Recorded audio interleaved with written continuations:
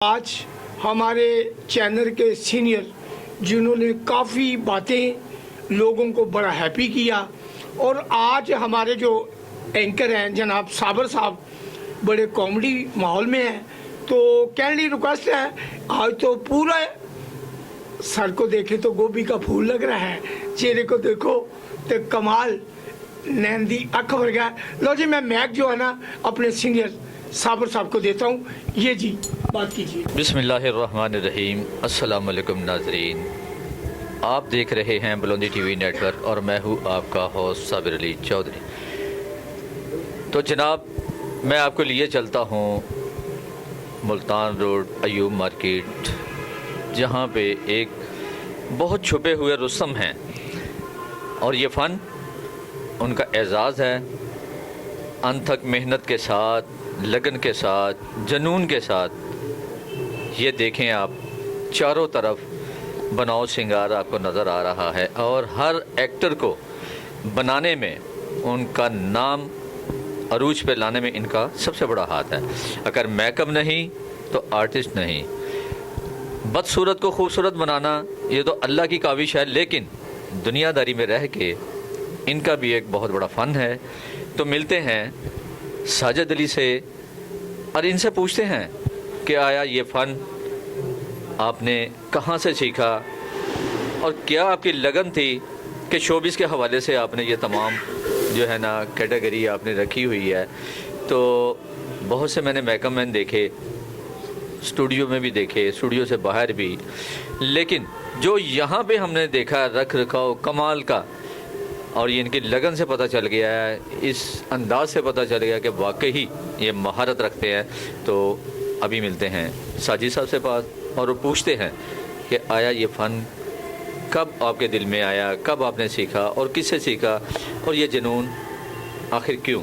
अस्सलाम वालेकुम। वालेकुम अस्सलाम जी। साजिद भाई क्या हाल है, ठीक हैं? शुक्र अल्हम्दुलिल्लाह अल्लाह के सामने। अच्छा, मुझे ये बताइएगा कि ये जो फैशन, एक फैशन डिज़ाइनर होता है जी जी, और एक बनाव सिगार का फैशन जो है आपके पास है जी जी, और माशाल्लाह काफ़ी लगन के साथ जो है ना आप ये बनाव सिंगार करते हैं। आर्टिस्टों को ढालना, उनको बनाना, ये आपकी महारत है। तो ये कैसे आपके जहन में आया कि और भी बहुत से शोबे थे लेकिन आपने ये क्यों अपनाया?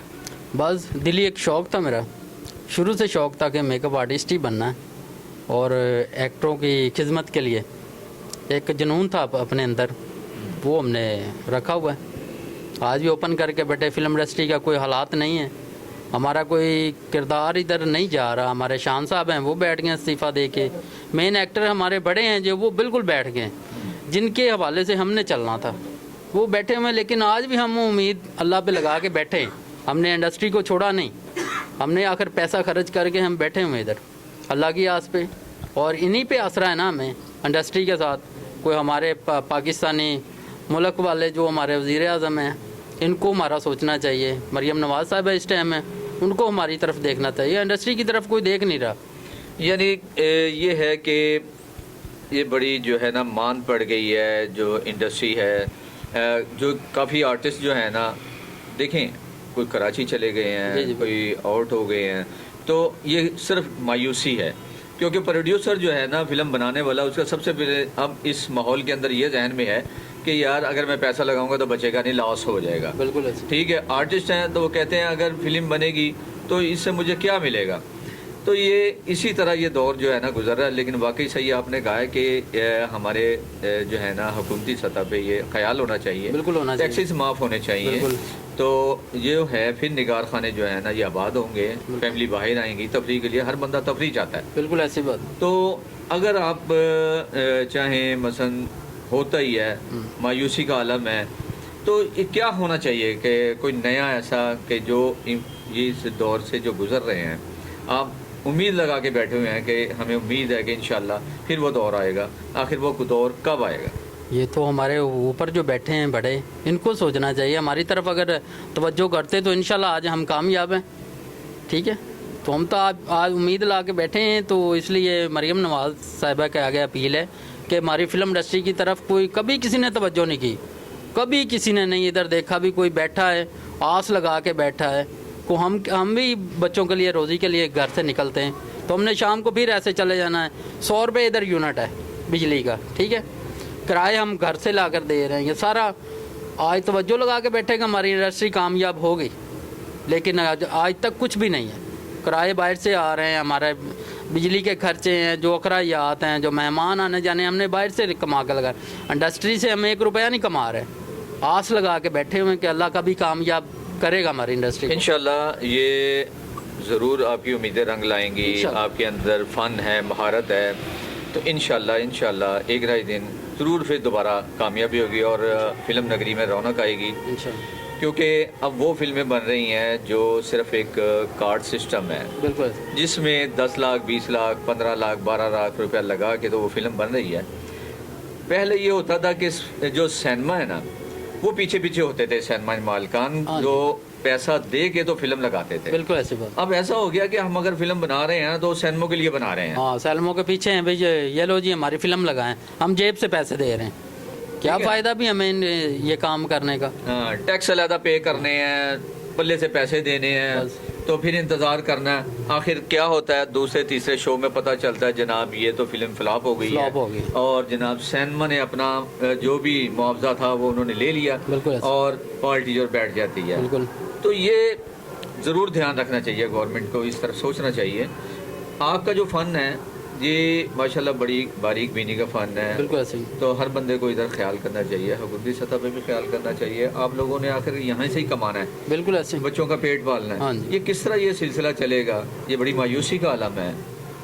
तो इसके अलावा आप कुछ कहना चाहेंगे? बस हमारी गवर्नमेंट आगे अपील है कि इधर खुदा ना खास्ता प्लीज़ आप देखें, हमारी तरफ तो कोई तवज्जो करें, गुजारिश है। कोई नहीं तवज्जो कर रहा, क्या कर सकते हैं, बैठे हैं आस लगा के, घर से आके बैठ जाते हैं उम्मीद लगा के कि कोई आएगा, कोई इधर से कमाएंगे, घर लेकर जाएंगे।